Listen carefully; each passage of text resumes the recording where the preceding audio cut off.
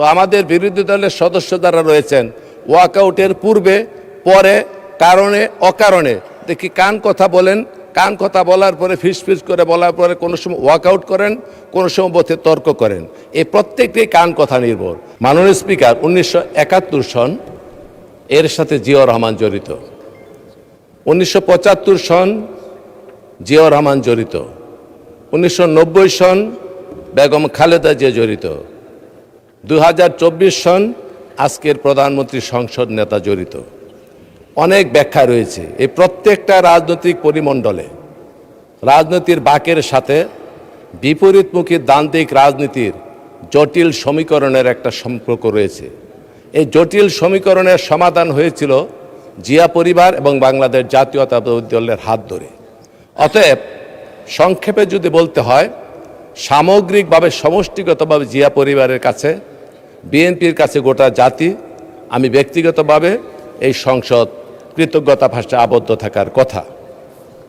কারণ এই বাংলাদেশের ইতিহাস থেকে জিয়া পরিবারের ইতিহাসকে যদি কেউ বিচ্ছিন্ন করে দেখার, খণ্ডিত করে দেখার চিন্তা করে, তাহলে সেই কথাই মনে করিয়ে দেয়। একটি কথা আছে, রাজনীতি থেকে যদি ধর্মকে বাদ দেওয়া হয় তাহলে কেবলমাত্র চেঙ্গিসের রাজত্বই কায়েম হয়।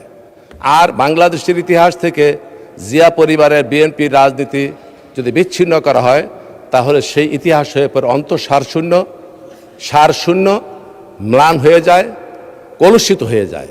অতএব আমি আলাদা করে মহান রাষ্ট্রনায়ক জিয়াউর রহমানকে অভিনন্দন জানানো, বেগম খালেদা জিয়ার প্রতি কৃতজ্ঞতা পোষণ করা এবং আজকের যিনি জনগণের ভালোবাসার অর্ঘ্যমালায় গলায় পড়ে ভোটের মাধ্যমে যিনি এই সংসদকে অলঙ্কৃত করেছেন, সেই মহান নেতা মাননীয় প্রধানমন্ত্রীর আলাদা কোনো প্রশংসা করতে চাই না। কারণ এই প্রশংসার সাথে কোনো ব্যক্তিগত ব্যক্তি অথবা গোষ্ঠী জড়িত নয়, সমগ্র জাতি গোষ্ঠীর অহংকার এর সাথে সম্পৃক্ত। মাননীয় স্পিকার, জুলাই সনদ নিয়ে অনেক কথাবার্তা শুনলাম, অনেক কিছু শুনলাম, অনেক কিছু দেখলাম। আমরাও এক সময় স্বৈরাচার বিরোধী আন্দোলনে যথেষ্ট ভূমিকা রাখার সুযোগ আমাদের হয়েছিল।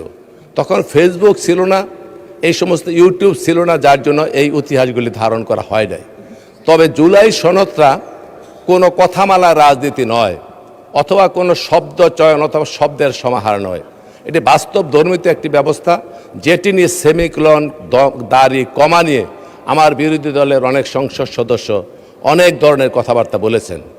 আর আমাদের এখান থেকে বলা হয়েছে জুলাই সনদের মধ্যে মানুষের স্বার্থ জড়িত, আকাঙ্ক্ষা জড়িত, রক্তের আখরে লেখা দাবি জড়িত। অতএব সেই দাবি পূরণ করতে হলে একটা পদ্ধতিগতভাবে এটির সমাধান করার দরকার। যেই কথাটি মাননীয় স্বরাষ্ট্রমন্ত্রী বলেছেন, আইনমন্ত্রী বলেছেন, অনেক সংসদ সদস্য বলেছেন, এটি এই জুলাই সনদকে বাস্তবায়নের জন্য পদ্ধতি নিয়ে আলোচনা করা দরকার। এই প্রসঙ্গে আরেকটি কথা আমি সংক্ষেপে বলতে চাই, যেহেতু সময় কম।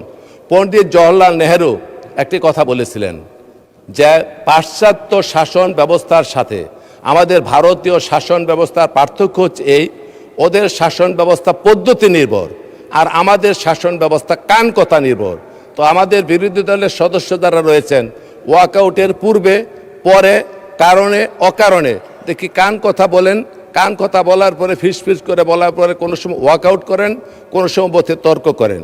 এই প্রত্যেকটি কান কথা নির্ভর। কাজে বাস্তবতে আসুন, সমস্যার সমাধানের দিকে যাই, যাতে মানুষের আকাঙ্ক্ষার পরিপন্থী আমরা কোনো কাজ না করি, সেই জন্য লক্ষ্য রাখব।